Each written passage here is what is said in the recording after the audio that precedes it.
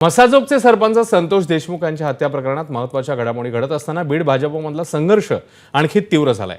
पर्यावरण मंत्री पंकजा मुंडे आणि आमदार सुरेश धस एकमेकांविरोधात आता उघडपणे त्यांनी तलवार उपसलेली पाहायला मिळते। मी भाजपची केंद्रीय पातळीवरील नेता असूनही सुरेश धस माझ्या विरोधात उघड भाष्य करतात। मी याबद्दल मुख्यमंत्री देवेंद्र फडणवीस आणि प्रदेशाध्यक्ष बावनकुळे यांच्याशी चर्चा केली आहे। या दोघांनीही धस यांना समज द्यावी अशी आक्रमक भूमिका आता पंकजा मुंडेंनी मांडली।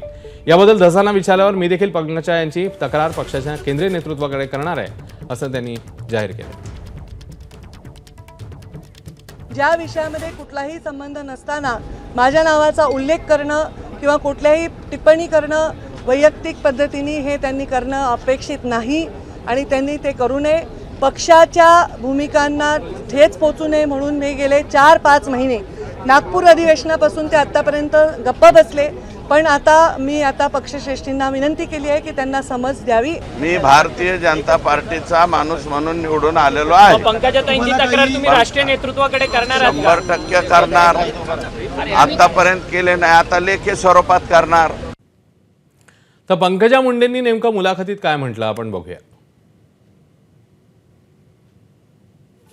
देशमुख यांच्या हत्येची एसआयटी चौकशी व्हावी मागणी मी 11 डिसेंबरलाच पत्राद्वारे मुख्यमंत्र्यांकडे केली। 12 डिसेंबरला मी मसाजोगला देशमुख कुटुंबियांची भेट घेण्यास निघाले होते, मात्र अर्ध्या रस्त्यात असतानाच धनंजय देशमुखांना आमच्या कार्यकर्त्यांनी फोन लावून दिला। ते म्हणाले की आमच्या भावाला तुम्ही न्याय द्या।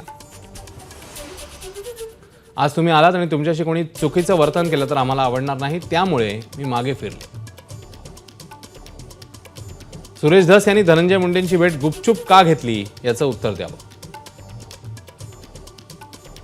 मी भाजपची राष्ट्रीय नेता असताना धस माझ्यावर थेट आरोप करत असल्यानं फडणवीस आणि बावनकुळेंनी त्यांना समज द्यावी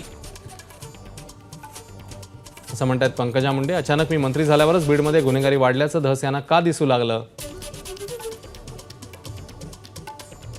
माझा आणि माझ्या पक्षाचा काही संबंध नसताना मलाच लक्ष्य करण्यात आले। धनंजय मुंडे बीड जिल्ह्याचे पालकमंत्री होते आणि धस आमदार होते, त्यावेळी देखील कराड काम करत होता। त्याच्याविषयीची एकही तक्रार धस यांनी या तिघांकडे का केली नाही असाही प्रश्न पंकजा मुंडे विचारतात। हिवाळी अधिवेशनात फडणवीसांनी शब्द दिलेला असतानाही बाहेर हा विषय पेटता ठेवण्याचं कारण काय होतं असे पंकजा मुंडेंनी विचारले। दरम्यान माझा कट्ट्यावर आमदार सुरेश धस यांनी पंकजा मुंडेंसंदर्भात काय वक्तव्य केलं होतं आता ते पाहूया।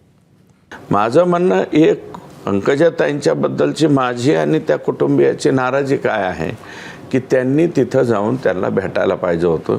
आता सगळं काही झाल्याच्या नंतर मग तुम्ही म्हणताय धनंजयला घ्यायलाच नको होतं, आता का म्हणता? अगोदर म्हणायला पाहिजे होतं। 12 तारखेला घटना घडली होती, तुम्ही 13 तारखेला जाऊन म्हणायला पाहिजे होतं मला द्या नाही तर नका देऊ, पण त्याला देऊ नका। का देऊ नका? की वाल्मिक अण्णा कराड त्यांच्या जवळचं आहे। वाल्मिक अण्णांनी तुमचे बी सत्कार केले ना।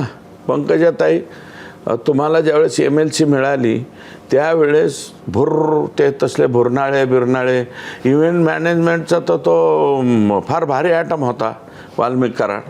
मग त्याच्या इव्हेंट मॅनेजमेंटच्या ह्याला पंकजाताईसुद्धा भळभळल्या ना।